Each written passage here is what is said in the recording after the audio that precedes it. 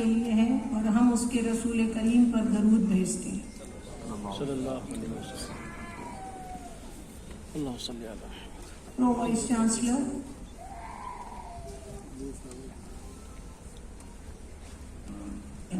محسن صاحب، مولانا خالد ندوی صاحب، مولانا محمد محسن صاحب، ڈین فیکلٹی آف تھیولوجی حبیب اللہ صاحب، chairman department of theology Rashid صاحب، رجسٹرار، معزز مہمان گرامی، deans of faculties, chairman, directors, اساتذہ کرام اور عزیز طلباء و طالبات، السلام علیکم ورحمۃ اللہ۔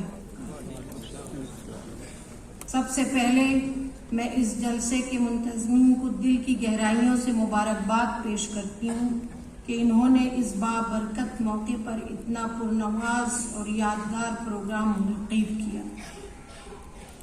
سیرت النبی صلی اللہ علیہ وسلم کا یہ اجتماع ہمیں حضور کرم صلی اللہ علیہ وسلم کی پاکیزہ زندگی کو یاد کرنے کا موقع ہی نہیں دیتا، بلکہ یہ ہمیں اس بات پر سوچنے کو بھی مجبور کرتا ہے کہ ہم آپ صلی اللہ علیہ وسلم کی سیرت کو آج کے دور کے حالات سے کیسے جوڑیں اور اس سے سبق کیسے حاصل کریں۔ یہ ہماری بہت بڑی خوش نصیبی ہے کہ اس سال ہمارے نبی صلی اللہ علیہ وسلم کی ولادت بسعادت کو 1500 سال مکمل ہو رہے ہیں۔ یہ موقع ہمارے لیے ایک نئے عہد کا ہے کہ ہم دیکھیں کہ 1500 سال پہلے جن تعلیمات نے جہالت کے اندھیرے کو روشنی میں بدلا، کیا آج ہم انہی تعلیمات کو اپنی زندگیوں میں اپنا پائے ہیں یا نہیں۔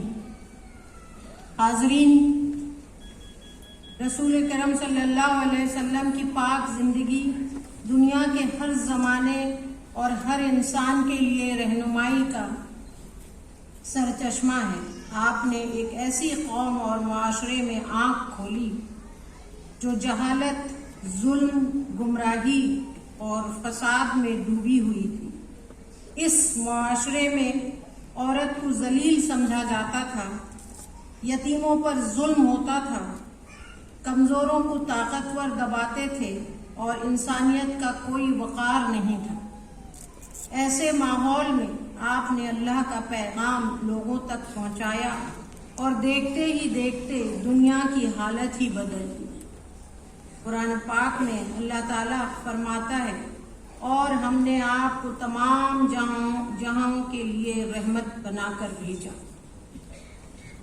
سورہ توبہ میں اللہ تعالیٰ کا ارشاد ہے، لوگوں تمہارے پاس ایک ایسے نبی آئے ہیں جو تمہیں میں سے ہیں، یعنی انسان ہیں۔ تمہیں تکلیف یا نقصان میں دیکھنا انہیں بہت بھاری لگتا ہے۔ وہ ہمیشہ چاہتے ہیں کہ تمہیں فائدہ ہو اور بھلائی ملے، اور خاص طور پر ایمان والوں کے ساتھ وہ بہت ہی نرم دل، شفیق اور مہربان ہیں۔ سامعین کرام، جب آپ آئے تو عرب کا علاقہ اس وقت کی دنیا میں اخلاقی اور سماجی بحران کا شکار تھا۔ قبائل دشمنیاں، عورتوں کی بے توقیری، غلامی، ناجائز تجارتی طریقے اور بے قاعدہ معاشی حالات عام تھے۔ جب یہ معاشرہ روشنی کے تلاش میں تھا تو اللہ نے اپنی رحمت حضرت محمد صلی اللہ علیہ وسلم کی شکل میں بھیجی۔ جب ہم مکہ کے اس پریشان کن منظر کو دیکھتے ہیں تو سمجھ آتا ہے کہ آپ صلی اللہ علیہ وسلم کا آنا محض ایک ذاتی واقعہ نہیں تھا، بلکہ پوری قوم کی نئی تعمیر کا آغاز تھا۔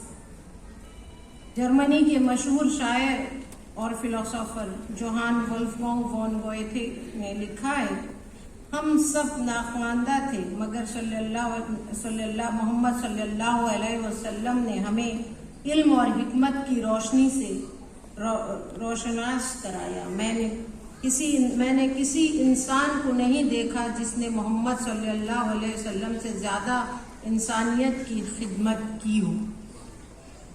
آئرلینڈ کے نوبل انعام یافتہ ادیب جارج برنارڈ شا لکھتے ہیں کہ میں سمجھتا ہوں کہ اگر آج کی دنیا کی قیادت محمد صلی اللہ علیہ وسلم جیسی ہستی کے پاس ہوتی تو وہ دنیا کی تمام پریشانیوں کا حل پیش کرنے میں کامیاب ہو جاتے۔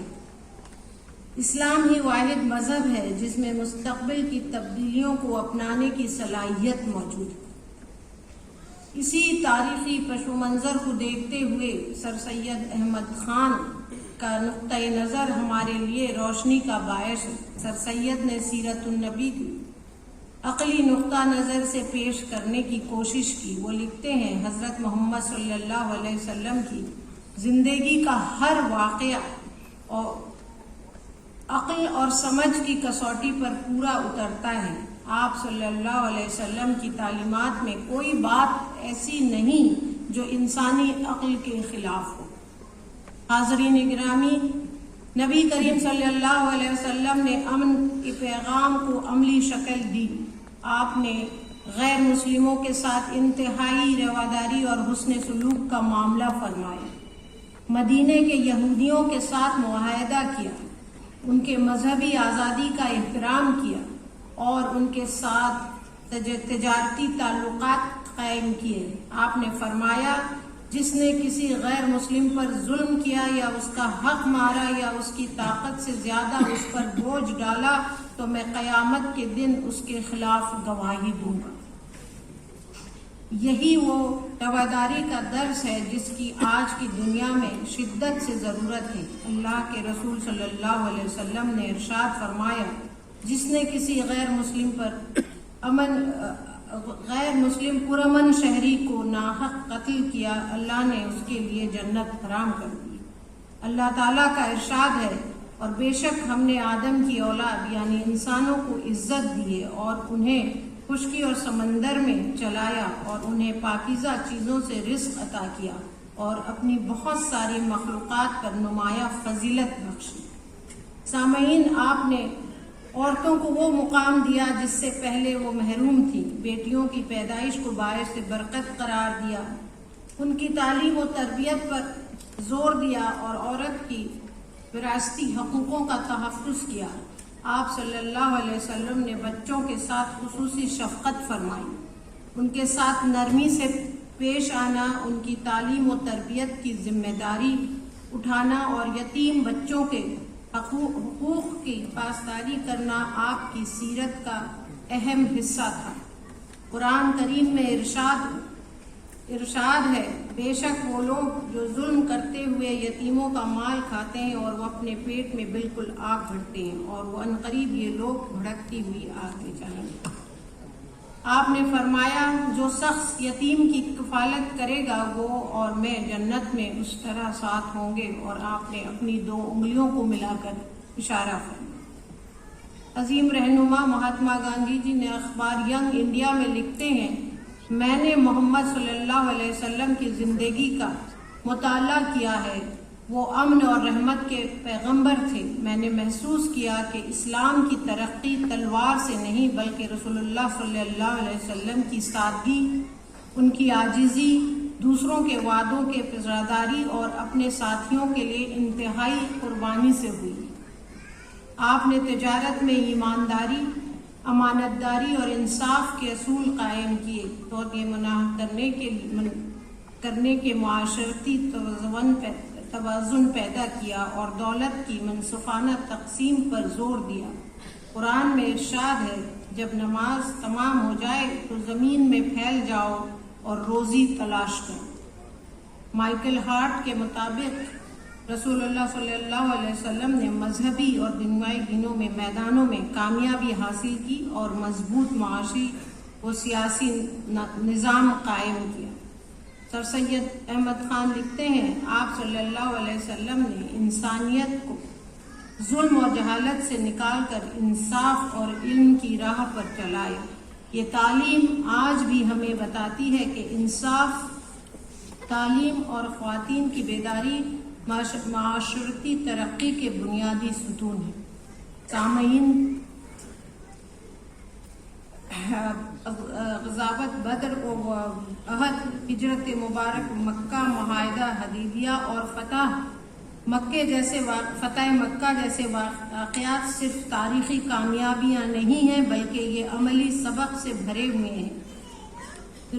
जंग बदर ने हमें दफ़ा हिम्मत और अल्लाह पर भरोसे का सबक दिया। जंग अहद ने सिखाया कि चाहे नुकसान हो लेकिन सबक सीखना, इस्लाह करना और जिम्मेदारी संभालना ज़रूरी है। हदीबिया ने सब्र की हिकमत और मुआहदे की अहमियत सिखाई। ये वो मुआहदा था जो ज़ाहिर में तो एक किस्म की रवायत लगता है, लेकिन उसने लंबे अरसे के अमन की राह हमवार की और फतेह मक्का ने हमें माफ़ी और दरगुजर की अजमत दिखाई। यही वाक़यात आज की दुनिया के तनाज़ात, सियासी मुश्किलात और जंगों के तनासुर में हमारी रहनुमाई करते हैं। जब आज आलमी सतह पर मफाद परस्ती, तासुब और नफरत चल रहे हैं, तो हदीबिया जैसे मज़ाकरात की हिकमत, फतेह मक्का जैसी अखलाकी बुलंदी और हिजरत जैसी कौम की नई तश्कील की मिसालें हमें बताती हैं कि ताकत के अलावा अखलाकी सब्र और हिकमत अमली भी मैदान अमल में लाना ज़रूरी है। माइकल हार्ट, मोंटगोमरी वॉट और दूसरे फिलोसोफर्स ने इस बात को तस्लीम किया है कि नबी सल्लल्लाहु अलैहि वसल्लम की क़यादत में सियासी और समाजी सलाहियत ने एक मुत्तहिद और मुनसफाना माशरे की बुनियाद रखी। सामईन, आज जहाँ इंसाफ की कमी है, रहमदिली कम हो रही है, सूद के कारोबार ने मुआशरे को तकसीम कर रखा है और औरत, बच्चे और गरीब अक्सर नज़रअंदाज हो रहे हैं, वहाँ सीरत नबवी हमें साफ पैगाम देती है, इंसाफ कायम करो, रहम को मुक़द्दम रखो, माशियत में शफाफियत लाओ और ख़वातीन और मज़लूमों के हकूक़ का तहफ़्फ़ुज़ करो। ये सिर्फ एक नज़रियाती पैगाम नहीं है, ये एक अमली दस्तूर जिसे हम अपनी घरेलू पॉलिसियों, इदारों के कानून और ज़ाती किरदार में नाफिद करने के अमल में ला सकते हैं। आइए हम सब इस जलसे में एक अहद करें। हम सीरत नबवी के असूलों को अपनी ज़ाती ज़िंदगी, अपने घरों, अपने बाज़ारों और अपनी सरकारी और समाजी पॉलिसियों में नाफिद करेंगे। हम इंसाफ को तरजीह देंगे, रहम की बात करेंगे, औरतों को इज्जत देंगे, यतीमों और गरीबों का ख्याल रखेंगे और माशी निज़ाम को इंसानी बनाएंगे। ये कोई छोटा अहद नहीं है बल्कि पूरे मुआशरे की तामीर का रास्ता है और यही दुनिया के सबसे अजीम इंसान सरकार दो आलम सल्लल्लाहु अलैहि वसल्लम की सच्ची खिराज तहसीन पेश करने का तरीक़ा भी है। आप सबका बहुत बहुत शुक्रिया। अस्सलाम वालेकुम रहमतुल्लाह।